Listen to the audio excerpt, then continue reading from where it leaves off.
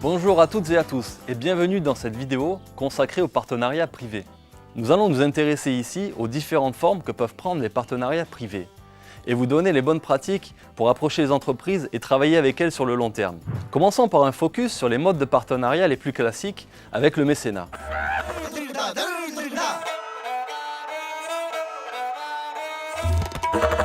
Le principe du mécénat est le suivant.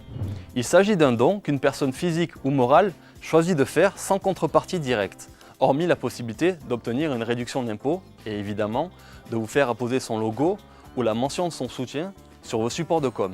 En réalité, une contrepartie est quand même tolérée.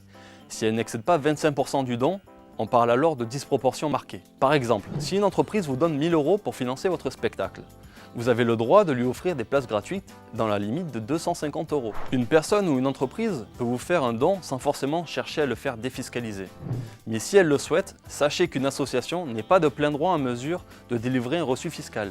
Pour obtenir ce droit, l'association doit être reconnue d'intérêt général par l'administration fiscale. Vous retrouverez toutes les informations à ce sujet dans les ressources. Le mécénat peut être de différents types.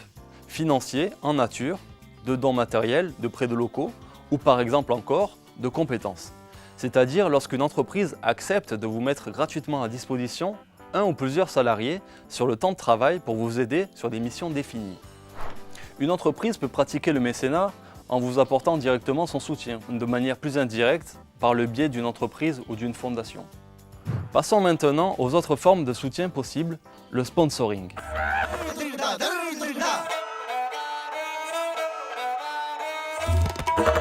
Dans ce type de relation, on sort d'un soutien désintéressé et la relation est plutôt d'ordre commercial. Une contrepartie est donc attendue en échange d'un apport matériel ou financier à ce projet. Cette contrepartie s'apparente généralement à une prestation de communication ou de publicité que vous offrirez à l'entreprise. Affichage de son logo sur vos documents de com, lors de tous vos événements de distribution de produits de la marque. Dans le cadre de sponsoring, vous vendez finalement un service à une entreprise en échange d'une somme, ça ne peut donc pas s'apparenter à un don. Aucune réduction fiscale qui tienne. Vous verrez dans cette vidéo, nous allons plus particulièrement nous intéresser aux pratiques de mécénat. Mais les conseils dispensés sont également valables pour d'autres formes de partenariat.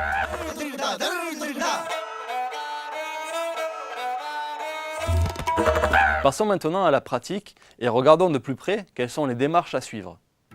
Avant toute chose, il vous faudra cibler les entreprises ou fondations susceptibles de construire un partenariat avec vous.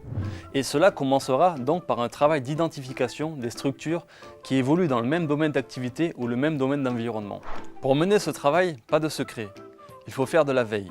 Fouillez sur internet, créez des alertes avec les bons mots-clés, cherchez dans les annuaires existants, on vous a fait une sélection dans les ressources. Une fois que vous aurez identifié les structures qui semblent coller avec vos projets, c'est-à-dire qui potentiellement trouveraient un intérêt à nouer avec un partenariat avec vous, cherchez dans un premier temps si elles mènent des actions dans le cadre de leur responsabilité sociale d'entreprise, RSE, et décortiquez les infos, quel budget y consacrer, quels axes sont privilégiés, quelles associations ou projets ont déjà été soutenus, et cela vous permettra de confirmer ou non que vous avez bien ciblé. Petite précision, sachez que toute entreprise de plus de 500 salariés est tenue de publier des informations sur sa performance sociale, environnementale et sociétale, et donc a priori de mener des actions de mécénat. Cela ne signifie pas que les entreprises de moins de 500 salariés n'ont pas de politique RSE et ne pratiquent pas le mécénat. Bien au contraire, 96% des entreprises mécènes sont des PME, même si 80% des fonds proviennent de grandes entreprises. Mais les informations seront peut-être plus difficiles à trouver. Une fois là où les structures identifiées, il faut parfois trouver la bonne porte d'entrée, c'est-à-dire le contact qui vous permettra d'obtenir les informations sur les attentes de l'entreprise et aussi de mettre un pied dans la porte. Si l'entreprise a une politique de mécénat, cherchez sous quel angle principal travaille cette politique. Est-ce plutôt sous un angle RH, où l'entreprise cherche en priorité à impliquer et valoriser ses collaborateurs, sous un angle de communication à la fois interne et externe, ou a-t-elle une véritable politique RSE en cherchant à maximiser son impact sur une problématique en particulier? Attention, ces différentes approches sont bien souvent complémentaires, et une entreprise cherchera toujours à atteindre les trois en privilégiant plutôt une approche qu'une autre. Et vous saurez quelle approche privilégier dans le cadre de votre proposition.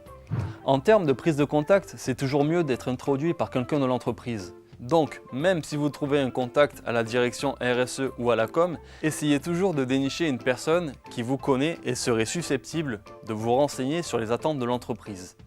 De vous mettre en contact, mais aussi, le must du must, de vous présenter le projet elle-même à la bonne personne.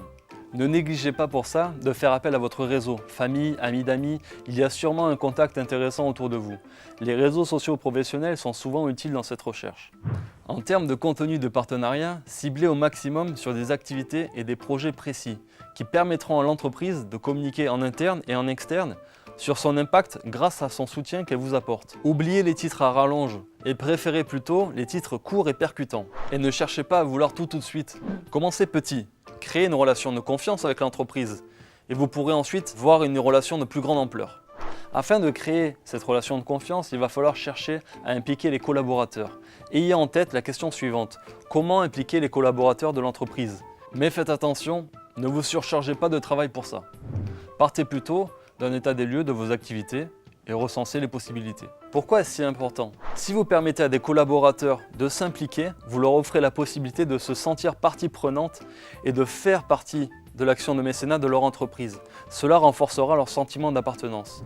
S'ils utilisent leurs compétences professionnelles au service d'autre chose que le business de l'entreprise, ils y trouveront une forme d'utilité rendue possible grâce à l'action de partenariat de l'entreprise. Cela pourra se faire dans le cadre du mécénat de compétences, comme on en a parlé précédemment, mais ne négligez pas pour autant le bénévolat de compétences. C'est une autre forme d'implication pour les collaborateurs qui souhaitent le faire en dehors de leur temps de travail. Vous rendre visible et impliquer vos collaborateurs est la meilleure façon d'en faire des ambassadeurs et de créer un partenariat sur le long terme. Afin de renforcer cette fidélisation, cherchez également à créer des temps forts et offrez à l'entreprise une vraie place dans la vie de votre structure. Impliquez-la dans les comités de pilotage si vous en avez, mettez en avant son soutien dans vos actions de communication et cherchez à impliquer plus de collaborateurs. Dans vos échanges, gardez également une vision qui lui permettra de se projeter. Par exemple, ce que l'investissement de l'entreprise va permettre sur le long terme. Si elle vous suit, où est-ce qu'elle sera avec vous dans 5 ans? Et pour conclure, vous l'aurez compris, construire des partenariats privés demande du temps, mais peut s'avérer payant. Ne cherchez pas à toucher tout le monde, mais ciblez les bonnes structures et travaillez votre relation avec elles sur le long terme.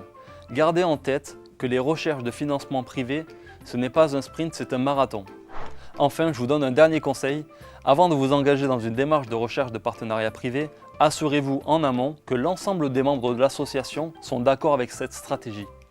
Des questions éthiques peuvent survenir quand on va chercher un partenaire. Il est donc nécessaire de bien être tous d'accord avec les structures que l'on veut cibler et ceux que l'on veut offrir. Voilà, cette vidéo touche à sa fin.